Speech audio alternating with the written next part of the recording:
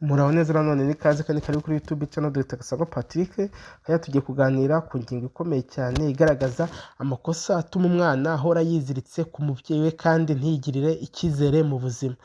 Iyi video ni ingenzi kuri buri umwe, niyo mpamvu nkangurira ababyeyi benshi kuzisangiza abandi babyeyi kuko ubumenyi burafasha buri umwe. Umubyeyi rero wenda wigeze se wibaza impamvu umwana wawe ahora akwihambiriyeho, yanga kugenda, yanga kwigira ahantu ari wenyine cyangwa se akagira ubwoba iyo utari hafi ye.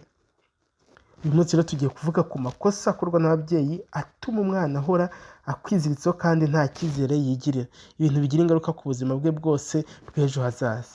Ibi byose rero tubishingira ku bushakashatsi bwakozwe n'inzobere mu mitekerereze y'abana n'imibanire y'umubyeyi n'umwana. Niyo mpamvu ari ibyo kwizerwa, ukabireba witonze ndetse ukabisangiza n'abandi. Rero subscribe kuri YouTube channel Dr Gasangwa Patrick kugira ngo tuzagira video n'imwe igucira. Reka tubane dusobanukirwe na attachment. Mbere yo kuvuga amakosa, reka dusobanukirwe n'iki gitekerezo cy'ingenzi. Attachment ni uburyo umwana yiyumvamo umutekano cyangwa se kutawiyumvamo iyo ari kumwe n'umubyeyi we. Umwana rero ufite secure attachment arizera, ashobora gukina, kugenda, akagaruka kuko azi ko umubyeyi amukunda kandi amurinda. Ariko insecure attachment ituma umwana ahora afite ubwoba bwo gutandukana cyangwa se gutandukanwa n'umubyeyi we, yibona nk'udafite agaciro we ubwe. Twabikuye kuri A Secure Based Parent-Child Attachment and Healthy Human Development.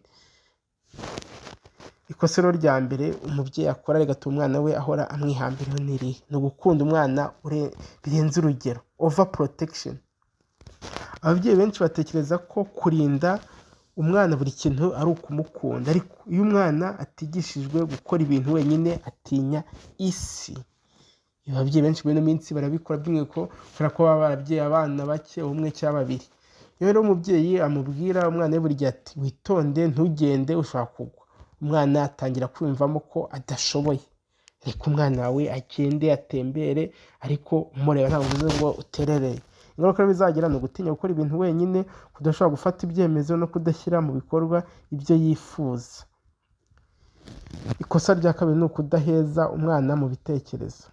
Iyo umwana agize ikintu yibazaho ukamubwira ati ntukabaze ibyo bano bavuga, uba umwigishije ko ibitekerezo bye bidafite agaciro. Uyu mwana akura yumva ko nta kintu avuga cy'ingenzi, agahora yishingikiriza ku by'abandi. Ingaruka azagira low self esteem, akagira na dependence on others for validation. Twabikuye kuri Bandura 1997, self efficacy, the exercise of control. Ikosa rya gatatu ni uguhana umwana mu buryo butesha icyizere. Hari ababyeyi bahanisha amagambo akomeretsa nka uri umuswa, ntacyo uzageraho. Ibi bisiga igikomere gikomeye mu bwonko bw'umwana, bigahungabanya self worth ye. Ubwonko buriya bw'umwana bukora bushingiye ku byo cyangwa se ku buryo ababyeyi be bamuganiriza. Urukundo iyo ahanwa atabanje gusobanurirwa, ubwonko bwe bwakira ubutumwa bwo kutizerwa. Ikosa rya kane ni ugukumira amarangamutima y'umwana. Iyo umwana arize ukamubwira ati hagarika amarira, ayo ntacyo amaze, uba umwigishije ko amarangamutima atari ngombwa. Ibi bituma akura atabasha kuvuga ibyiyumvo bye cyangwa se kubyiyumvamo.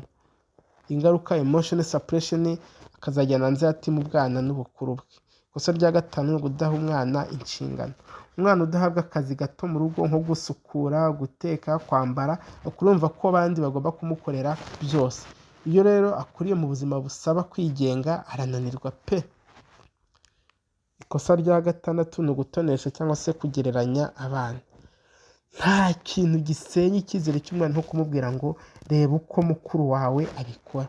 Umwana akura yumva ko atazigera agera ku rugero rw'abandi, bityo agahora yifata nk'uwatsinzwe.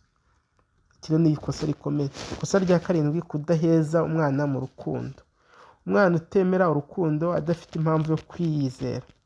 Kugaragaza urukundo si ugutanga impano gusa, ni ukumwumva, kumutega amatwi no kumwereka ko ari ingenzi mu muryango wanyu. Umva ko rero ibi ni ingenzi, ni amakosa ababyeyi benshi bakora, ariko bigateza ingaruka mbi ku mwana ndetse umwana ntigirire icyizere. Nk'uko twayavuze, twasubiramo wenda twavuze ko ikosa rya mbere ni ugukunda umwana ukarenza urugero, over protection. Ikosa rya kabiri ni ukudaheza umwana mu bitekerezo. Ikosa rya gatatu ni uguhana umwana mu buryo butesha icyizere.